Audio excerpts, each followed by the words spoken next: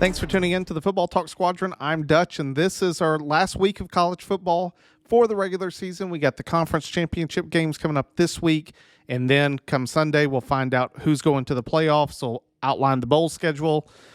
Everything that you sort of love about college football in terms of the very end is upon us. It's crazy. It's been a great season. We'll talk about sort of the games that happened this week. The conference championship games, you'll get my predictions for those, and then we'll talk just sort of, some different scenarios going along with that going forward. But until then, past and present first, as we always do. We'll start with the past first. For the past, this guy played at the University of California. Went on to play for the Eagles, then the Redskins, the Buccaneers, the Rams, Raiders, Ravens. So University of California, or as many people know it as Cal, played for the Eagles, Redskins, Bucks, Rams, Raiders, Ravens. If you need a hint, today, as we're filming this on a Wednesday, he's announced his retirement from the NFL. Did not play this season, played last year. That was his last year in the NFL. Those are your two big hints. I guess the other hint that I could give, since I'm feeling generous, in the holiday spirit, exceptionally fast. I'm not going to give you a skill position, but you can sort of, do with that as you must. But exceptionally fast, came out in the NFL, really showcased his speed. If you need a little bit more time, go ahead and pause, because the answer is it's DeSean Jackson. So I think a lot of people sort of forget about his Cal days. I get to see him. I remember in a bowl game playing against Air Force. He was suspended for the first half, came out in the second half, and I think he had like close to 200 yards receiving. Air Force could do nothing that game. I remember watching that bowl game. It was just like Air Force was winning, and then DeSean Jackson came out, and the game was over. He completely dominated that whole game for the bowl game. Came out to the Eagles, and from the Eagles, the one play I do remember is with Vic. Vic takes a snap. It's against the Redskins. First play of the season, or of that Monday night game, and Vic throws probably like an 80-yard bomb from his own end zone line to DeSean Jackson. First play of the game, score 6, and they beat the brakes off of the Redskins at that point. But DeSean Jackson, he always had that speed. Every team that he went to, he was that over the top, no safety you had to put a safety back there in order to cover 2 over the top to keep him from burning the corner. He did it time in, time out. Had a really good career up front, really faded away there in the back end just because, you lose a step. It's hard going from team to team, getting that type of rhythm, but I thought he was a good pass player. Since we went DeSean Jackson for the past, for the present guy, we're going to go with a cornerback for the Dallas Cowboys, Deron Bland. So against the Commanders, had his 5th interception return for a touchdown in a single season, which broke the record held by 3 guys. The first was Eric Allen with the Eagles back in 1993, then Jim Kearney with the Kansas City Chiefs back in 1972, and then Ken Houston within the Houston Oilers back in 1971. So his 5th this season, he has plenty of time to really put even more of a separation between him and the other guys, that being his 5th, and still has over 6 games left just in the season. So you sit back and he's got a really good chance. But where did he go to school? I think it's, he's got a lot of notoriety this week, but I don't think a lot of guys know where he went. The only hint that I'll give you is it's not a Power 5 school. There are multiple guys from this school in the NFL, especially some bigger names, but I think that he for sure would get completely lost in terms of, if you didn't watch this team play, guarantee you that you probably didn't know who he was coming out of college. If you need a little bit more time, go ahead and pause, because the answer is it's Fresno State. The guys that immediately come to mind for me with Fresno State that I sit back and think about is Devontae Adams and Derek Carr. Both of those guys were Fresno State. There's some other heavy hitters that have come out of Fresno State in the past. He's definitely made his mark on the league with the interceptions, but someone I wanted to talk about, I thought would be a good present guy for us to discuss. But from that standpoint, we'll get right into the college football picture. And for me, I'm glad that I'm here because I almost died of a heart attack watching the end of the Iron Bowl. I had multiple of my buddies sending me text messages. I couldn't believe it. It's one of those just luck plays. Like, let's be honest.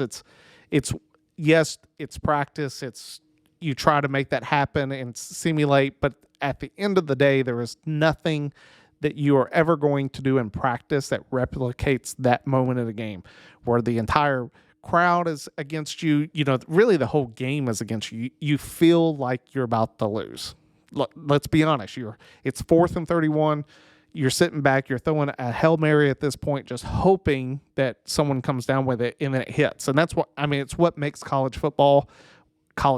Like, there's nothing quite like that emotional roller coaster ride that you go through. And I feel like you get that more times in college than in the pros. You just don't see it happen that often. When it does happen on either side, it's prolific. I do think that college makes it a little bit better because also the fans, there is nothing better than, the camera turning around and looking at some fans crying. And it happens both to Bama. It happened to Auburn this time. It's great to watch. I know that sounds mean, but at the same time, as an opposing fan, there's nothing better than watching the opposing team's fans cry. There's nothing that you can beat from that. We'll get into sort of the Iron Bowl. We'll talk about some other of the major games that happen and just sort of the tracks that have now been laid to the conference championships. What I'm going to do is we'll talk about the Iron Bowl. We'll talk about the game. We'll talk about these other games that just happened this weekend. And then what I'm going to do is I'm going to outline the conference championships games from what I think is going to be the least competitive to the most competitive games, especially in terms of just watchability. I think that's all of us as football fans. That's what we're really going for. You just want to sit down and watch a good game. Like, and what games are going to be the funnest ones to watch. If you don't have a dog in the fight, that's the type of games that you want to tune in for. I'll go through that. I'll go through some possible playoff scenarios of what I think could happen just based upon who wins, what I think the committee's going to do, what I think the committee should do, and then I'll outline just my own personal, here's what I think is going to happen. But we'll go from there. So first, we'll skip over the Iron Bowl. We'll come back to it. We'll start off with the game. That was the first game on TV. This is huge for Michigan. I picked Ohio State going into it. Why? I didn't like how Michigan was playing. And I couldn't tell, honestly, if it was Michigan hasn't played anyone and they're starting to show those weaknesses in their team because they really haven't played anyone, including Penn State. I think Penn State's overrated. I've said that multiple times on this podcast. But the other side of that coin was, are they just looking forward to Ohio State? Is that what's on the mind? Is that really what sort of drove that closer game versus Maryland 2 weeks ago? And it turned out that it was just they were looking forward to Ohio State. You take a look at that game for Michigan, it was not as dominating as I would have liked to have seen out of Michigan. Here's why I say that.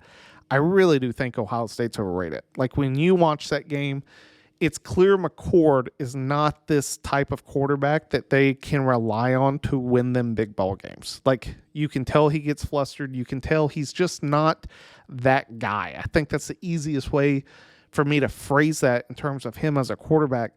He misses some throws, made some bad decisions.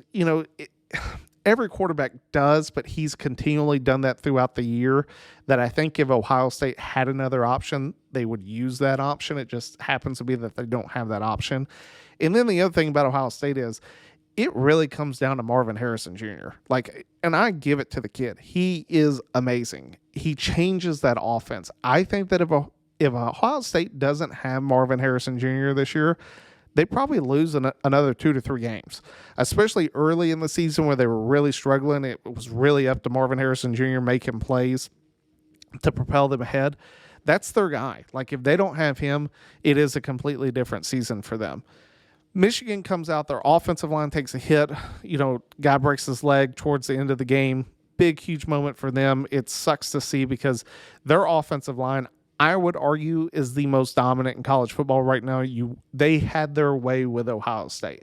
When the game was on the line and they needed a drive, they drove it right down Ohio State's throat because of that offensive line. If they can continue to play to that level, Michigan will be extremely hard to beat, not just in the conference championship games, but in the playoffs. That is going to be Michigan's bread and butter, which it's funny because they're playing against Iowa, which I feel is almost, it's like a poor Michigan school is Iowa. They run pretty much the exact same thing, just Iowa doesn't have the playmakers that Michigan has to make their offense actually good, and they can't run the ball as effectively as Michigan, and now they get to play one another in the Big Ten championship game. From Michigan's standpoint, Michigan just, if they win, they're in. And it's one of those ones where I think some arguments could be made that Michigan is the number one team. I don't think there's any chance outside of Georgia losing that Michigan overtakes Georgia and hops into the number one spot, even if Georgia had a last second miracle win against Alabama. We'll get into the actual prediction later. I'm just sort of outlining the possible scenario if Georgia looks bad but still wins, and let's say Michigan blows Iowa out by 50 points. I just don't see Michigan taking over that number one spot in the CFP committee unless Georgia loses. That's just my personal opinion. I don't think the committee respects Michigan that much as they do Ohio State. And then speaking of that, you watch Ohio State, here's a team that was ranked at one point number one up until last week. Georgia overtook the spot, and then they go from number 2 all the way to number 6. And for me, I have a lot of heartburn with this for this reason. Why does the committee love Ohio State? You put them ahead of Texas and Alabama for one-loss teams, but behind Oregon. Oregon's only top 25 victory is against Oregon State now. That's it. Oregon State is ranked number 20 in the country right now. That's their only top 25 victory. And their loss is to Washington, who is the number 3 team. You have Texas, who lost to Oklahoma, and Alabama, who lost to Texas. Both of those schools have more top 25 victories than Oregon. But Ohio State falls back to number 6. And the reason it gives me a lot of heartburn is because so much of this is predicated on Penn State and Notre Dame. If you think that Michigan, if they had lost to Ohio State, would be ranked 6th in the country, you're dead wrong.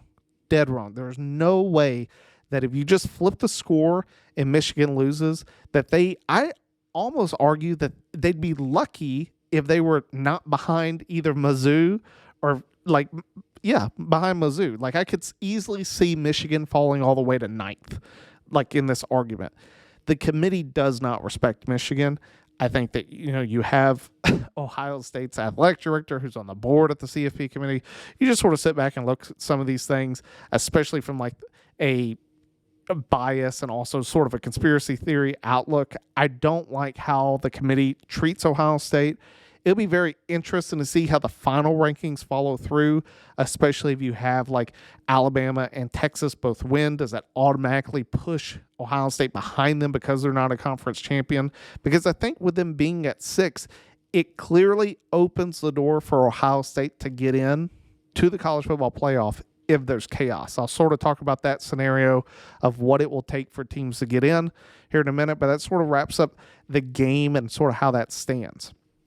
The next big game you had was Washington playing Washington State in terms of just sort of the top few teams here in the CFP rankings. Washington has been on a struggle bus, and it's why they're 9.5-point underdogs as of this morning to Oregon.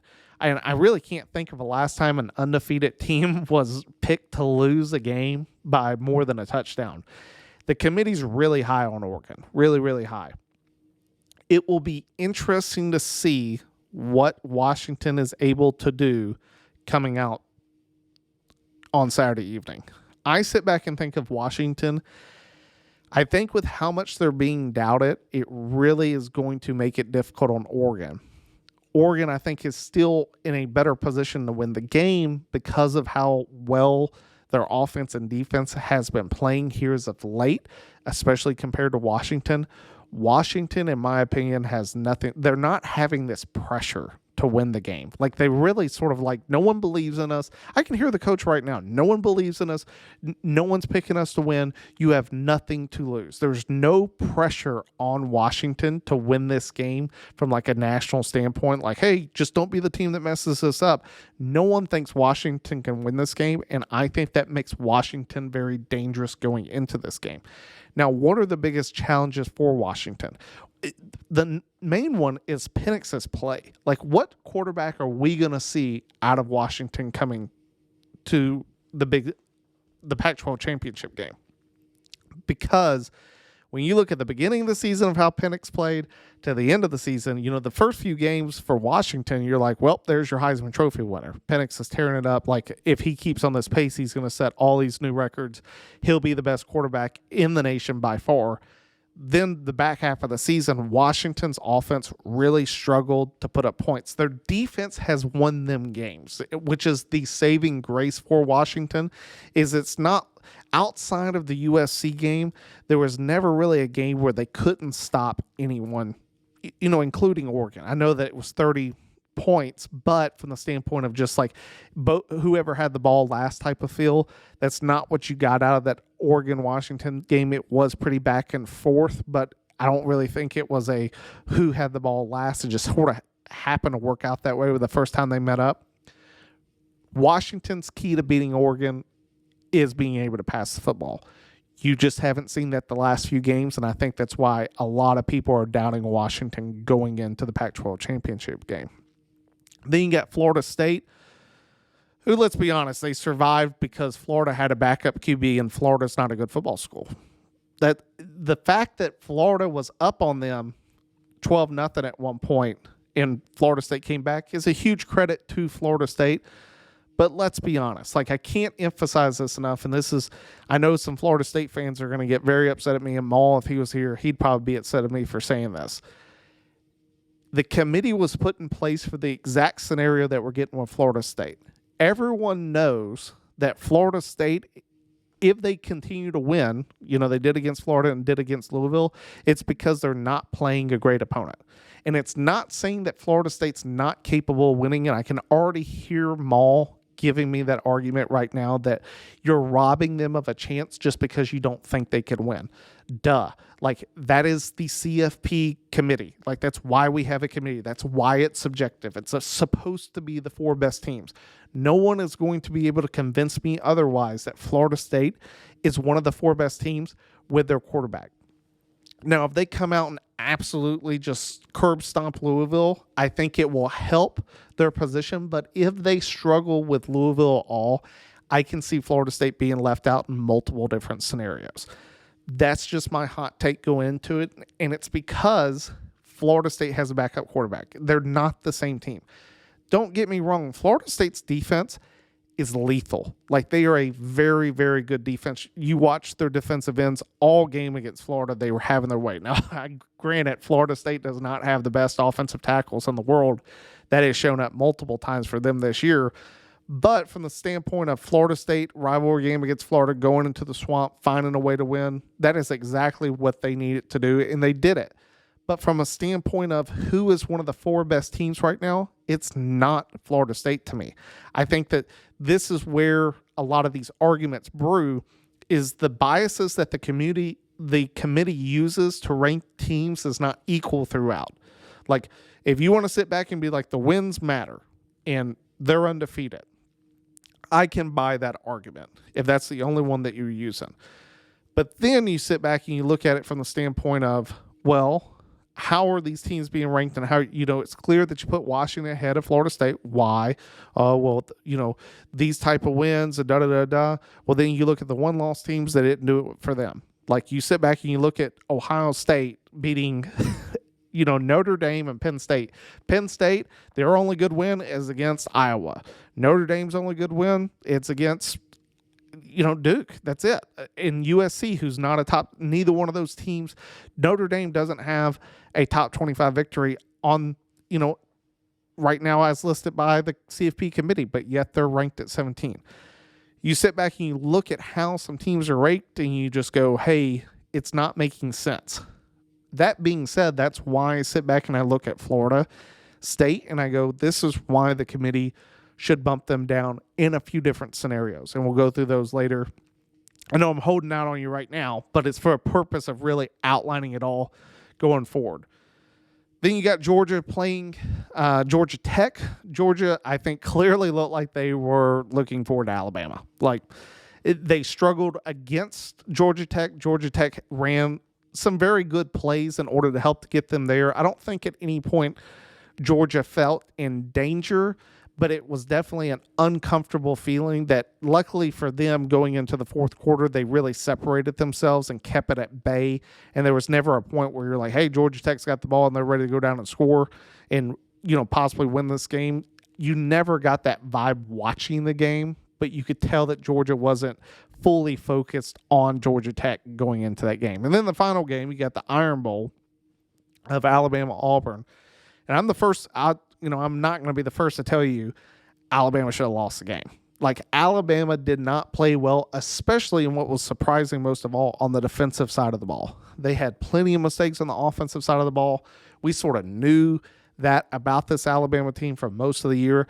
But on the defensive side of the ball, from the running standpoint, Auburn really controlled the game with running the football, which was very surprising. Now, the only thing that I give, some grace to with that is one other team really struggled against Auburn with stopping the run. Who was it? It's Georgia. Georgia struggled. Georgia was losing to Auburn, not as deep into the fourth quarter, but into the fourth quarter against Auburn, and it took them driving down with Brock Bowers to go ahead and win the game. That's what it was with Georgia. They really struggled that outside run. The Auburn running back is the real deal. Really good running back, explosive, runs, sort of that Isaiah Pacheco for the Chiefs. He just runs hard, violent. Little bitty guy, but man, when he comes around the end, you can guarantee you he's not trying to find the way out of bounds. He's trying to get a first down. Love the way that he runs. They had some really good moments where their quarterback draw that linebackers are falling back into the zone. He takes off running. Alabama just did not have an answer for it. The only reason Alabama won the game is, one, you have a muff punt that Alabama picks up, which me and another buddy were talking, they got to change that rule for college. If you muff a punt, it should be a live football. If you pick it up and score, why is it that when the defensive player recovers it standing up, it's a dead ball? At no point when a running back fumbles do you just call it a dead ball when the defensive guy picks it up. Why is that? That's not the way it is in the NFL. It needs to be that needs to be changed. The other thing I think of with special teams is difference NFL in college. College, when the ball hits, the second it crosses the goal line for a punt, it is considered a touchback, regardless if it's in the air or not. You sit back and look at the NFL, it can bounce into the end zone. As long as it doesn't touch or the player doesn't touch the end zone, he can actually knock the ball out of the end zone and down it earlier. It's just an athletic play. I don't understand why college has not flipped that around like the NFL. It's something I'd like to see, but just two side rants of things that I'd like to see done better in college that we don't see here. Alabama, drives it down, gets it down, second and goal, fumble. Or not a fumble, a bad snap, recovered, 20-yard loss. Then you sit back in the next play, Milroe scrambles, comes up, steps over the line, comes back behind the line, throws an incomplete pass, fourth down with a penalty. It's 4th and 31, and a miracle ensues. There's no other way to explain it than that. The surprising thing is this really reminds me of the last time Alabama played Georgia in the SEC championship. It's very similar. You had Alabama with one loss. This time it wasn't to Texas. It was to Texas A&M. They drive in to Auburn, takes them 4 overtimes to beat Auburn against a substandard quarterback, just sort of not the game that you really thought out of them. Harsin was the coach back then before they fired him. And then Alabama goes to Atlanta, faces Georgia. No one's giving them a chance to win, and they dominate Georgia for 4 quarters of football. Then they lose the national championship because they play Georgia again. Does that happen this time? What's going to happen in these championship games?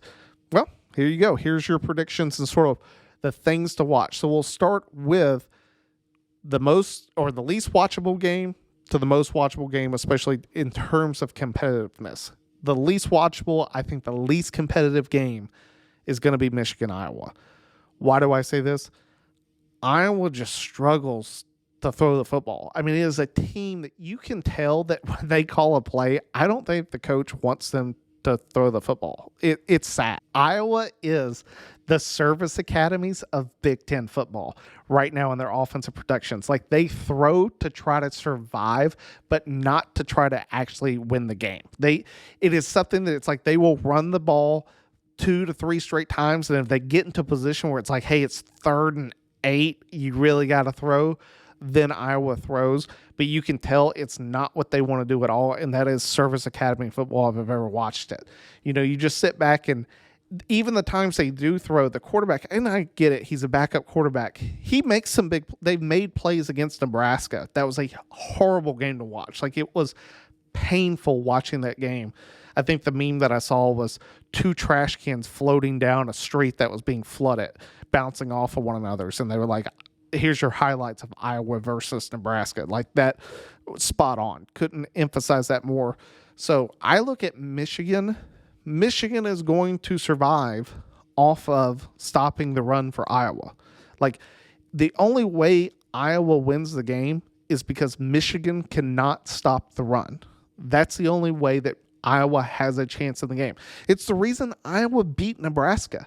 You have to remember, like, Nebraska, they throw a horrendous interception, Iowa does, to Nebraska. Nebraska gets the ball, and what does Nebraska do? They throw it right back to Iowa.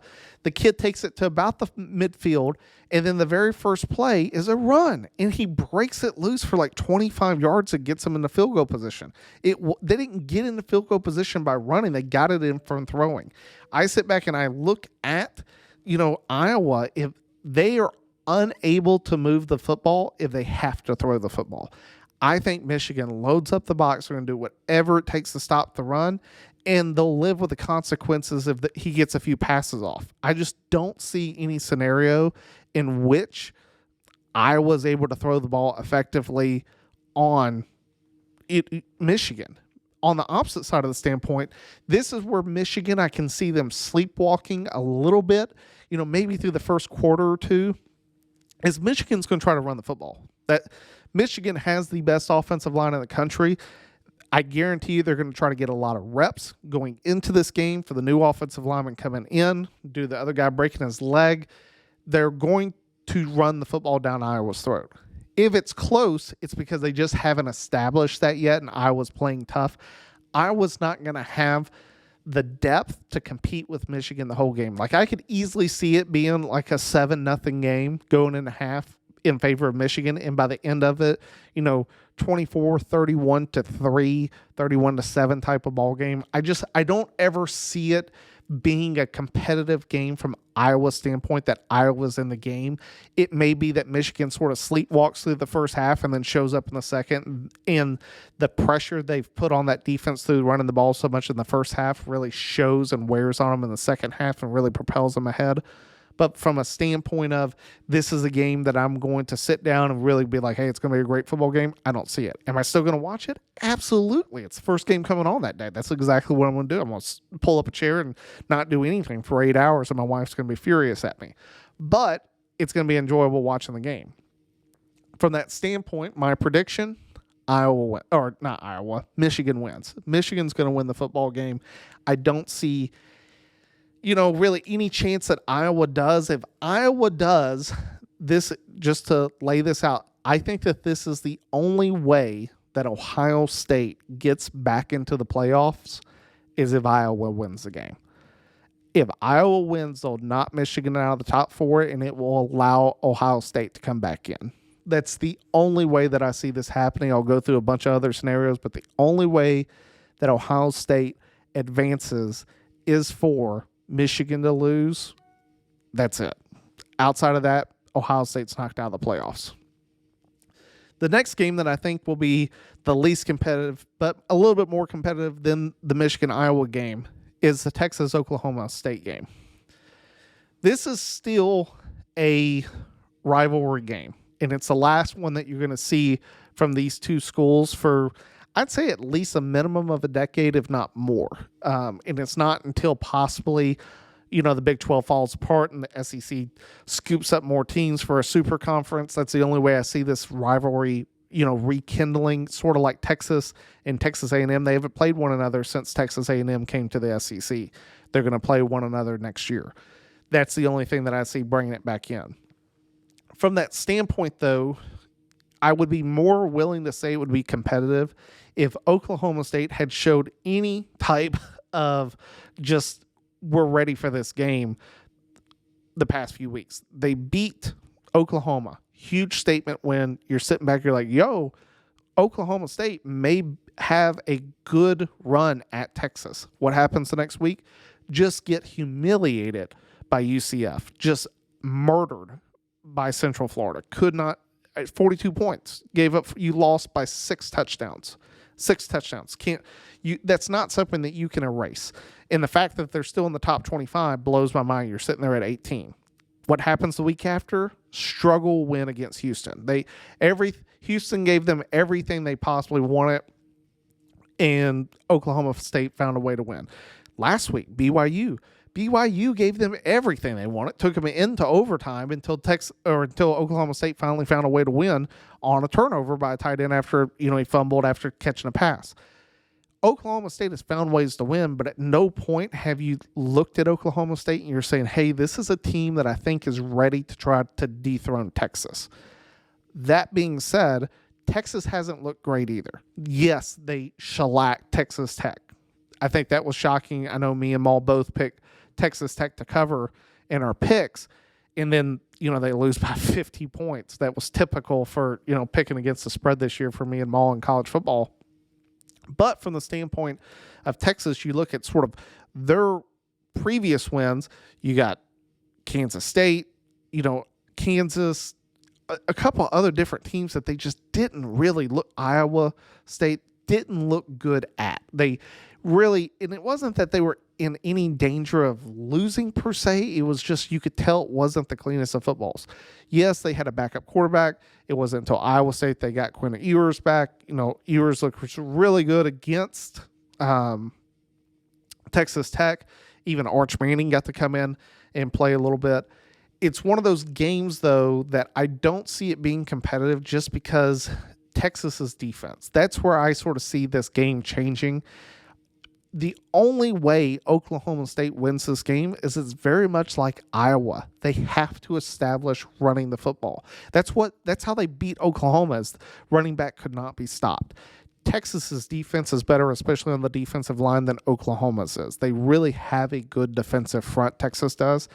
It's going to take beating that front for Oklahoma State to stay in the game. And then they have to make plays on the defense to keep the game close going into the fourth. If the game goes into the fourth quarter, all bets off. And it's because for Oklahoma State, they're not going to be a New Year's Day team. Like, they're not competing for a major bowl game. They're going to a bowl game, but there is nothing that Oklahoma State would like any more than beating Texas the last time that they could possibly ever play them. And also being the last time that Texas is in the Big 12, for them to go out as the Big 12 defending or champ for Oklahoma State, that's all they need. They have nothing to lose. I guarantee you Gundy is going to call a game. He's going to give his guys every chance to win. And if it gets into the fourth quarter, good luck, Texas. Do I see it getting to the fourth quarter? No. That's my prediction. Like, I don't see this game being close. I think it may be a little bit, and that's why it's a little bit competitive than Texas or the Michigan, Iowa up front. But I think there at the end, like, I can easily sort of see this being a 20 to 30 point game again. Like, it's going to be tough for Oklahoma State. I give them a little bit more of an edge than Iowa just because of the rivalry factor and the fact that Oklahoma State has nothing to lose. And they're a little bit more proficient in their offense than Iowa. But still, I don't think it's going to be that competitive of a game. I think Texas cruises to a victory, and they make the committee's, mind and decisions a little bit more hard, provided some other games go the way the committee, I don't think, really wants them to go. So that's the second, least competitive game. The third least competitive game going into it, but more competitive than Michigan and Texas, I think it's going to be the Florida State-Louisville game. I would be way more prone in this game to call it a really competitive game if Louisville had not lost to Kentucky. And the reason for that is it's not that it knocked Louisville out of the playoff race. I don't think Louisville ever thought they were in the playoff race, even when they were ranked at 10th last week. They were behind Mizzou. Like, Mizzou was a 2-loss SEC team, and Louisville was 1 loss. Like, the fact that they had them behind them sort of said, like, you're not getting in this. From that standpoint, though, you really want to know, how is this Louisville team going to respond now losing to Kentucky? Are they going to play Florida State like they played Notre Dame? Or are they going to play, Florida State like they played Pitt or like they played Kentucky and lose? Those are the questions I have. The thing for Louisville is, can their offense give their quarterback enough time to move the football? If that answer is yes, Louisville has a chance. The other thing that Louisville's going to have to do is, you can't sit back with a backup quarterback and let him get comfortable. Like, I don't care what anyone says, a Division I backup quarterback for any Power 5 team is still competent enough to be able to throw the football and hit his guy when you're giving him time. Like, if you give a quarterback time, he's still good enough to make the throws. Guarantee you that. So they're going to have to put pressure on him, but more so than just put pressure on the quarterback. The key to Louisville really winning this game, they have to stop Florida State's rushing attack. If they can control the line of scrimmage and not let Florida State rely on their rushing attack to open up the play action pass and really put it all on the backup quarterback, then Louisville has a great chance going into this game. I will say, this backup quarterback, as much as I just praise backup quarterbacks, has not looked great. Like, it's clear that Florida State's offense has taken a major hit with Travis not in the game. Like, it's a completely different Florida State team offensively. They still have amazing wide receivers. They have amazing talent on the offensive side of the football, but it's clear from the standpoint of who is the delegator of all this talent and has to disperse the football, the quarterback, he's not the same guy. Like, this is not the Florida State team that you watched through the first, up until last week of the season. Like, this was not the Florida State team that beat LSU. This is not the Florida State team that beat Miami. This is not the Florida State team that beat Clemson. I would argue if the backup quarterback is in any of those 3 games that I just listed, they lose every last one of those games. And that is the decision that's going to fall upon the committee. For the committee, I think the committee would actually enjoy Florida State losing this game so that they didn't have to put them in. If they could honestly just say Florida State's not getting in, they would, because of the backup quarterback situation. They don't want to do that because Florida State's undefeated, and they feel this like sense of, hey, you still won. We don't really think that you're going to win again because you played substandard, teams there at the end of the year, but we're still going to put you in. I don't think the committee wants to do that at all. They would rather Florida State just lose to Louisville. If Florida State does lose to Louisville, yeah, they're 100% out. Like, they'll fall farther than Michigan would have fell if they lost to Ohio State. They'll be pushed behind like Mizzou. You'll truly see how the committee views Florida State if they lose. I guarantee you, like, they may even fall below Penn State, like fall all the way down the 10th. Just because of the backup quarterback situation. They're only being held there because of the 0 in the loss column right now. That being said, how do I think the game goes? I can't trust Louisville. Like, I can't get behind the fact that Louisville's going to be in this ball game based upon losing to Kentucky. Do I think that it's close? I think it's closer than the Michigan and, the Texas game. But do I think it's this like nail biter of a game?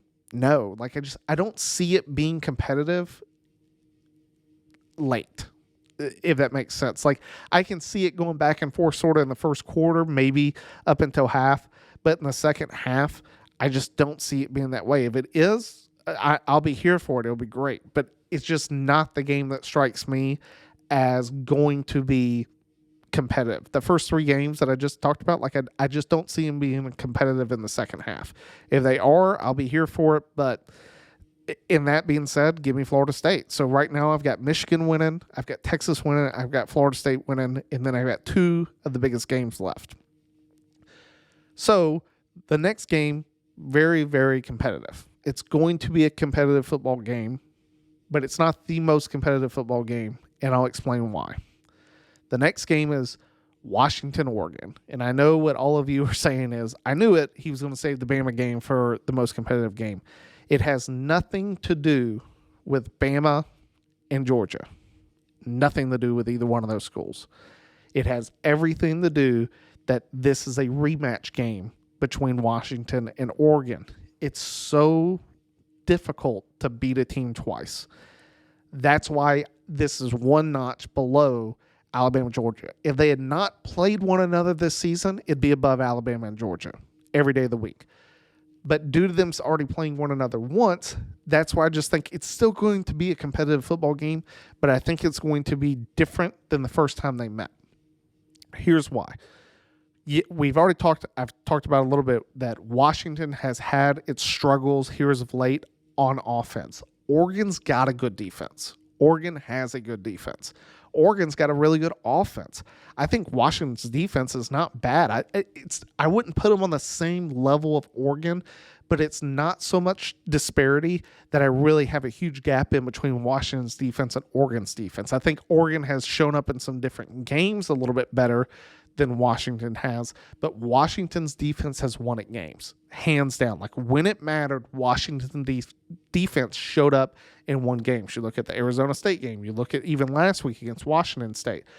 They have found ways to win football games because of their defense. Oregon's defense has won them games, but not really in the moment when they needed them to. And when they needed them to win the game, last time this happened was against Washington, they lost. Washington drove it down and got the score that they needed. From that standpoint, how do I think this game goes? The same logic that I used with Oklahoma State in terms of I think that they're going to open up the bag is the exact same way that I view Washington. I don't think anyone thinks Washington is going to win this game. Vegas doesn't think it. 9.5 point underdog. I don't think even Washington fans think they're going to win. I think Oregon has already circled their date with the CFP. It's just a matter, are you going to be number 2, 3, or 4? I don't see them any scenario in which Oregon's number 1, except for one, which would be Georgia and Michigan losing. I don't see that happening. But I think Oregon's already circled themselves into the CFP, and I think most voters and anyone else has already done that as well. That helps Washington. Like, Washington doesn't have the pressure of winning this game going in. And don't get me wrong, it's not that they don't care about winning. It's that they haven't been built up like Oregon has as the winner of the Pac-12 this year. Like, Washington goes in there with no pressure. In fact, they're the underdog. Like, if anything for Washington, it's about proving everyone wrong. And that is a huge motivational factor going into this game. Because on the opposite side of the football for Oregon, everyone expects you to win. Like, there is the pressure of winning because I think everyone expects you to win. And it's going to be tough as a coach to change everything that you hear in the media. Saban talks about it all the time with this rat poison. Of that guys have already been told, you're going to be the team. Who are you going to play? Do you think that Oregon can beat Georgia? What about Michigan? Like, do you think that they have a chance against them? No one's having those conversations about Washington. That's the difference. Like, that's why I think that this game could be really competitive. It's not going to be as competitive because they've already seen one another once. So that hurts the competitiveness just because teams now know how you play. Like, they've seen you once. The difficult part for Washington is, and it's why Vegas has them as an underdog, is it's just difficult to beat the same team twice. Like, I sit back and the more recent ones that immediately come to mind is you've got Alabama, Georgia, beat them in the SEC championship, rematch in the national championship, they lose. Alabama, LSU, lose in the regular season, meet them again in the national championship, Alabama wins. Those are the type of things that it's so tough to beat a good team twice. It's exceptionally tough. Teams have done it. You look at Utah, USC last year. Utah finds a way to win again, even though I think a lot of people thought, sort of like they did again for Oregon this year, that USC was going to go in there and do what they needed to go to the CFP. And then when Utah just spanked them again, that was very surprising. For me, in my prediction, it is Oregon. And the reason for it is I like Oregon State's defense against a Washington team that hasn't showed the consistency on offense that Oregon's offense has shown. I still think it's within a 20-point game. I can see it being maybe a 14, 17-point game. I think it's definitely within 10 like Vegas predicts. Like, I can see it being a one-score game. If it's going to get blown out the other way, I don't think it's Oregon. I think it's if it's a complete and utter dismantling, it's Washington. Like, Washington goes in there and just mops the floor with Oregon. I can see that. I don't see Washington laying down for 4 quarters in that happening. So give me Oregon, but I do think it's close. I think it is within 10 points as Vegas predicts. If it got up at all, I don't see it being more than a 2-score game. Like, that's just me. I can see it. I know that there's always the possibilities that happening, but I for sure think it's going to be less than a 10-point spread by the end of the game. But do give me Oregon, which leads us to the final, matchup, the most competitive. Georgia-Bama, it's Kirby Smart versus Nick Saban. It's the new regime in the SEC against the old regime of the SEC. There's so many storylines that are written off of this. How's it going to go? What do I think is going to happen? I'm going to start off with giving you my prediction first, and then I'm going to explain it. I think Georgia wins the game. Here's why. I still don't like Alabama's offensive line. Now, it's funny because this exact same thing happened a few years ago in the SEC championship where they met up. I didn't like that Alabama offensive line either. They played unreal. They played amazing. And I think Georgia's defense then was a lot better than Georgia's defense now, especially in terms of just the pure individual talent that you had. You had Jordan Davis, you had Jalen Carter, you had multiple first-round picks on that defense that are now no longer there, but that defense was loaded for Georgia. Georgia's defense is still very, very good, but Alabama's offensive line has not they've shown a lot better over the past few weeks in growth since that loss to Texas. That Alabama's line has exponentially gotten better. The thing that really concerns me about Alabama's offensive line is I haven't seen the ability for Alabama to control the line of scrimmage via running the football. The plays that they've made and the reason that they've won is through throwing the football, but at no point have I seen Alabama be able to say, hey, we're going to run to win. I haven't seen that out of Alabama, and that gives me a lot of pause for concern, especially against Georgia. The reason for that is I really think that what you're going to see out of Georgia coming out against Alabama is it's going to be a play out of Remember the Titans. We are going to blitz all night. Like, that's what I see. I don't think that they're going to allow Milroe to sit back there and make throws. Like, I think that they're going to pressure him because they're going to say, hey, we'll go one-on-one. We're going to bet on the fact that if we get some pressure on him, that either he scrambles and we'll have a guy following him, or he's going to throw an unfavorable football that's more favorable for the defense than it is the offense. Like, that's how I think Georgia comes out and attacks Alabama's offense, is they just make Milroe feel uncomfortable. Don't let him get comfortable in the pocket. That's Georgia's game plan on offense. Alabama's game plan, how do they win this game? It's through, stopping that pressure, but it's also the pressure of Carson Beck. I believe that this is the strongest defense that Georgia will have faced this year. Here's why. You take a look at the only 2 teams that they faced that have, in the top 15 of SEC play. Tennessee, not a great defense. Ole Miss, in my opinion, not a great defense. Mizzou, yet again, not a great defense. I mean, Mizzou gave up over 40 points to LSU and lost that game. Like, there's a reason that Mizzou has 2 losses, one to LSU. It's they haven't played great. And even in the game against Georgia, you didn't see that type of pressure that they never made Carson Beck uncomfortable. Alabama has the guys. Like, they have Dallas Turner. They have Chris Braswell. They have guys on that defense that can make him feel comfortable, and I've yet to see anyone make Georgia's quarterback feel uncomfortable throughout this year.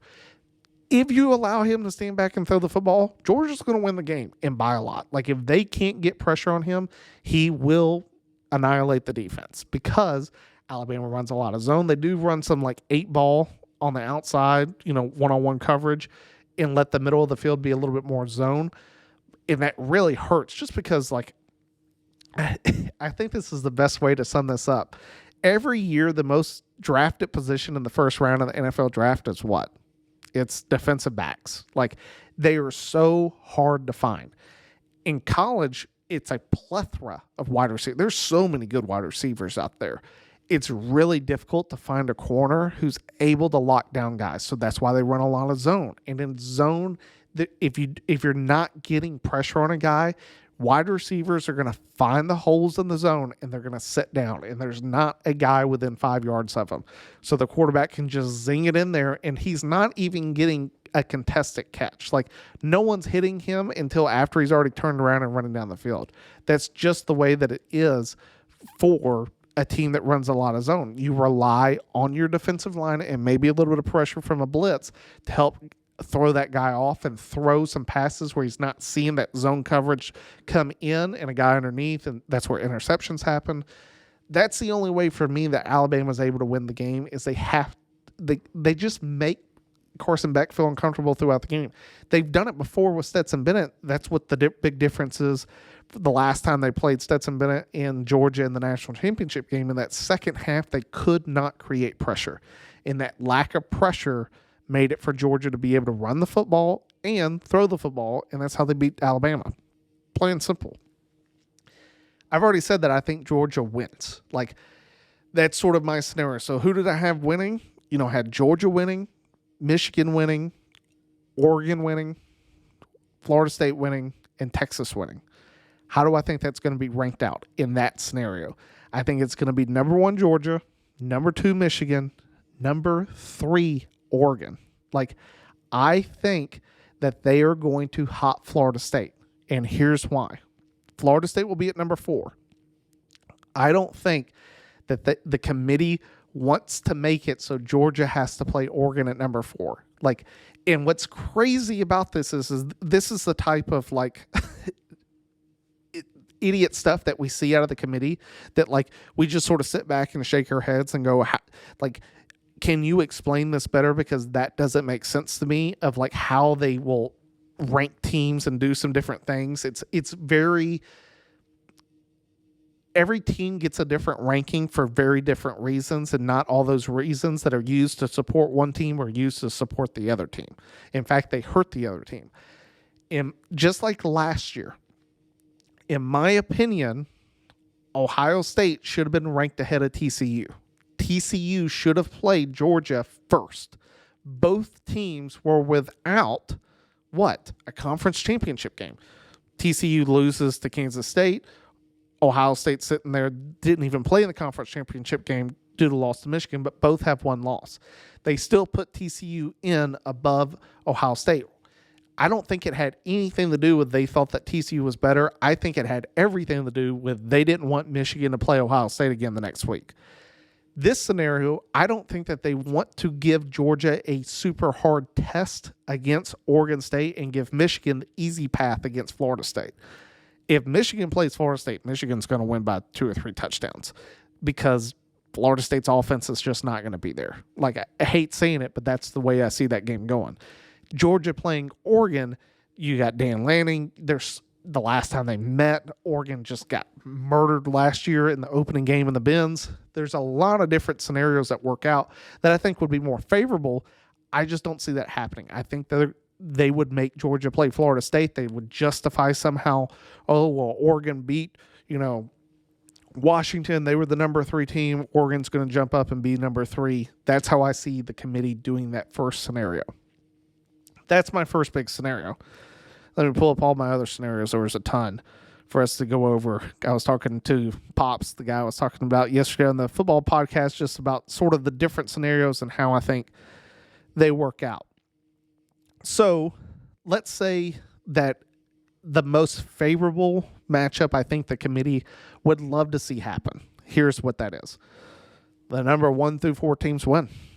Georgia wins, Michigan wins, Washington wins, Florida State wins. Nothing changes. If that happens, it doesn't matter how much Texas wins or how close the game is with Florida State. That's the dream scenario for the playoff committee, because they can just go, all teams are undefeated. Those are the teams that won. They're all conference champions. They're in. And it won't be an argument. Like, the committee would love nothing more than for that to happen, because it makes their job easy, that they're all undefeated. That they would say that, and that ESPN's not going to ask any challenging questions about Florida State's backup and Texas having one loss. Like, it would just be over. They're undefeated. They're a conference championship. Move on. That's exactly how the committee would handle that. That's what I think the committee's hoping for, is that all 4 of the top 4 teams win. It makes their job simple. The rankings will be out immediately before ESPN even does their show. It'll be that simple. We'll know exactly what's going on. If a little bit of chaos occurs, which is, I talked about the Ohio State getting in. The only way they get in is Michigan. Well, let's say that Michigan or Florida State loses, and let's say, Alabama beats Georgia. I think Michigan, still the number 2 team. The winner of the Washington-Oregon game is going to be number 2. Then I think that what happens is that Texas and Alabama, if both of those teams win, Texas is in, Alabama's in. Those are the 2 teams that will replace, Georgia and Florida State. And then possibly, this is where the committee would really have some justification to do, is who do you put in then? Do you put in, a 1-loss Ohio State, a 1-loss Georgia, or 1-loss Washington? That is a scenario where I still think they probably give the edge to Georgia. That's why I think that Michigan has to lose in this scenario to be able to create a non-Big Ten team in the playoff race for them to put in Ohio State. I don't see them putting in Ohio State with Michigan in this current outlook. Like, Michigan has to lose. Even if, Georgia lost, Florida State lost, Washington lost, I still sit back and Oregon's going to be in, Alabama's going to be in, Texas is going to be in, and then whoever that other team is. Like, if Michigan doesn't lose, it's hard to say that Ohio State's going to be in there. That's just my opinion on how Ohio State mixes. For Texas, how did they make it? I think that's sort of the easier way. Like, from the first 4 teams that if they all win, they should theoretically make it. Oregon, the way they make it, win. Like, that's the easiest scenario for Oregon. Oregon, of all the 1-loss teams, I think Oregon has the easiest way to get in, which is they just beat Washington. If they beat Washington, they're in. I don't see a scenario in which the committee leaves them out, even though I think that they should. And here's why. The reason that Oregon is number 5 above of all the other 1-loss teams is the committee has said the eye test, which I find very humorous when you look at Ohio State and Texas over the past season, especially towards the back end of the season. Neither one of those schools have looked tremendously successful and grown as a team. Like, they've each had a lot of struggles. Alabama, since that Texas game, I don't think anyone can argue that Alabama has gotten better and better and better each and every week. Like, I sit back and look at Alabama, it's exactly what I said when they lost to Texas, is that everyone better hope that they lose again and just sort of get knocked out of the playoff race, because the last thing anyone wants is for Alabama to be picking up steam as the season comes along and have a position to get into the playoffs. Because just like in this week, I think it's going to be the most competitive game between Alabama and Georgia, because they are going to get Alabama's best shot. Like, Alabama has nothing to lose. Like, they are the underdog. They're going to hear about it all week. Saban is at the best at doing, and that's why Georgia loves to sort of have this underdog mentality. Like, both of the coaches, like, they know how to motivate their guys when they're not picked to win. Like, when dudes doubt them, those teams excel. That's why they're so good. Like, it's so hard to pick them against them when they're an underdog, because of the fact that that the coaching staff does an exceptional job of getting these guys ready for the game as an underdog. I sit back and look at Texas and I say, how does Texas get in? I think Texas has to have Florida State lose. Like, Florida State has to lose for Texas to be able to get in. That's the only scenario that I see. As much, though, as I think that shouldn't be the case. Like, in my opinion, as I've already talked about, like from this eye test of Florida State should not be in the top 4. Like, it's a backup quarterback. And I know that, like, it sucks to suck. Like, that's the best way I know how to put it. Like, dude, you lost your quarterback. I'm sorry. Like, I get that you kept winning, but we all know that it was against Florida and against Louisville. It wasn't like you were playing Alabama or Georgia or Michigan or Washington or Oregon or Ohio State or Texas or even Mizzou, to end the year. Like, you weren't playing a team that was ranked high. Like, you played these 2 teams that aren't good. Like, it's funny because Louisville fell to number 14. Like, you just sort of sit back and you look at it and you go, like, even Louisville, I don't think anyone's picking Louisville. They had to go play, like, Notre Dame this week. Like, if Louisville had to go play Clemson, are you really going to pick Louisville over Clemson? Like, I don't see that, even though Clemson's ranked number 23. Like, that's the type of scenario that I'm seeing, that I think that Texas should get in if they win over Florida State. Same with Alabama. Like, if Alabama beats Georgia, in my opinion, they're in. Like, and here's my argument for Alabama, since I'm already on the Alabama train. Why are we going to punish Alabama for losing a conference game, which I get, or a non-conference game, which I get? I'm an Alabama fan. So I'm for sure everyone's like, well, it's easy for you to say. What I'm trying to say is this. They played an out-of-conference game. Georgia did not. Why is Bama being punished for playing an out-of-conference game, but then going undefeated in conference play if they beat Georgia? Like, Georgia didn't play that. Like, but Georgia's being rewarded for not playing in a conference game. I've heard plenty of people say, I think the real debate is if Georgia loses, how do you leave them out? And I'm like, it's simple. You leave them out. Like, they didn't play a non-conference game. They had one of the easiest schedules in the SEC to start off the year. Everyone talked about it. Yeah, Ole Miss has lost 2 and Mizzou's lost 2. I don't think they're as good as everyone thinks that they are in both of those teams, but yet Georgia gets the praise for beating them. And then here we sit, and you're going to use Alabama's schedule to hurt them in getting the CFP when Georgia didn't have a test against a non-conference opponent who looks like is going to be the champion of their own conference. Georgia didn't have to do that. Like, that to me is this like differential equation that you break down. Now, if Florida State still had Jordan Travis, Florida State's in. Like, yes, it's against the backup quarterback. I'm sorry.